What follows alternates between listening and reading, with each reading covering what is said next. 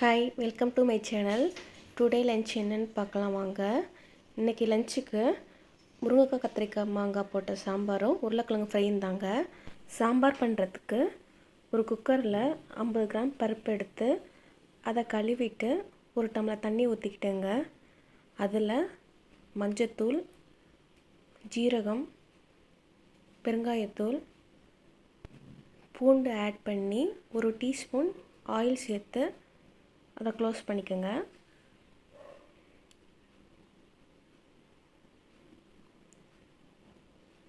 இதுக்கு நான் ஒரு பெரிய வெங்காயமும் 2 தக்காளியும் எடுத்துருக்கேங்க. பெரிய வெங்காயத்தை இந்த மாதிரி நீட்டமாக நறுக்கிக்கோங்க. குக்கர் 3 விசில் வந்ததும் ஆஃப் பண்ணிவிட்டு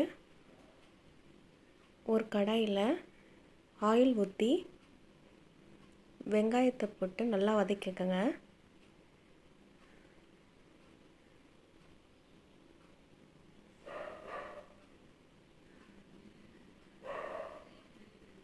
வெங்காயம் நல்லா வதங்கினதும் தக்காளியை ஆட் பண்ணி வதக்கிக்கோங்க. தக்காளி நல்லா வதங்குறதுக்கு மஞ்சத்தூளும் உப்பும் ஆட் பண்ணிக்கோங்க.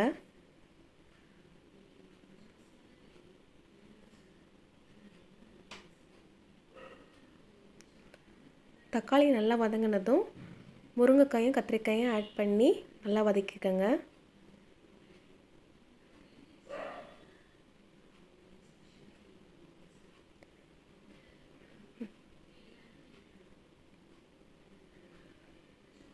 காய் நல்லா வதங்கினதும் 2 டீஸ்பூன் சாம்பார் பொடி, 1 டீஸ்பூன் குழம்பு மிளகாய் பொடி போட்டுக்கோங்க. காயை நல்லா இதோட சேர்த்து வதக்கிட்டு ஒரு டம்ளர் தண்ணி ஊற்றி நல்லா கொதிக்க விடுங்க.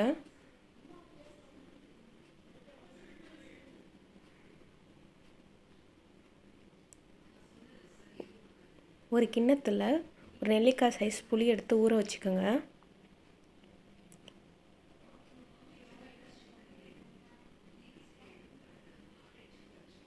காய் நல்லா கொதித்ததும் அந்த வெந்த பருப்பை எடுத்து இந்த காயில் கொட்டிக்கோங்க.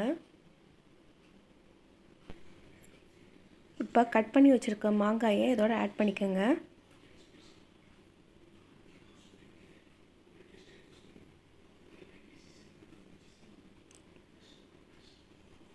இப்போ சாம்பாரை நல்லா கொதிக்க விடுங்க.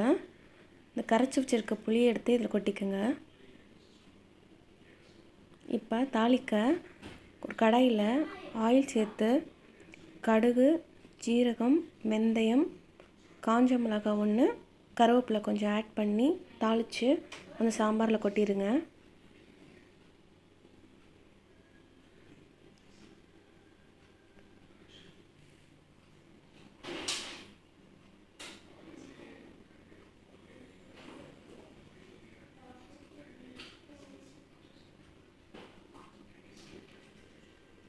அவ்வளோதாங்க.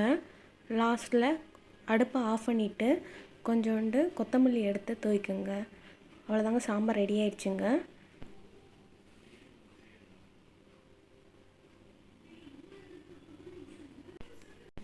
அடுத்ததாக உருளைக்கிழங்கு ஃப்ரை எப்படி பண்ணுறதுன்னு பார்க்கலாம் வாங்க. நான் 4 உருளைக்கிழங்கு எடுத்திருக்கேன். அதை சின்னதாக அப்படி கட் பண்ணிக்கோங்க. ஒரு கடாயில் ஆயில் ஊற்றிட்டு சோம்பு, கருவேப்பிலை போட்டு பொரிய விடுங்க.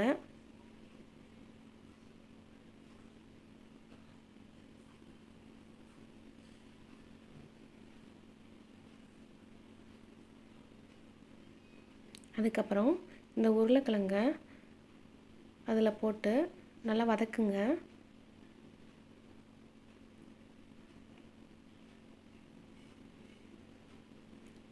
கொஞ்சம் மஞ்சத்தூள், கொஞ்சம் உப்பு,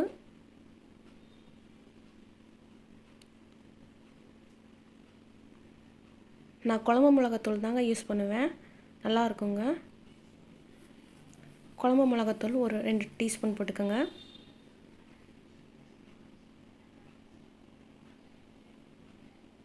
இது நல்லா வதக்கிட்டு ஒரு 5 நிமிஷம் மூடி வச்சு வேக வைங்க. அதுக்கப்புறம் ஒரு 10 பல் பூண்டு எடுத்து நல்லா தோலோடு நச்சிட்டு இது மேலே போட்டுட்டு அதை நல்லா கிண்டி விடுங்க.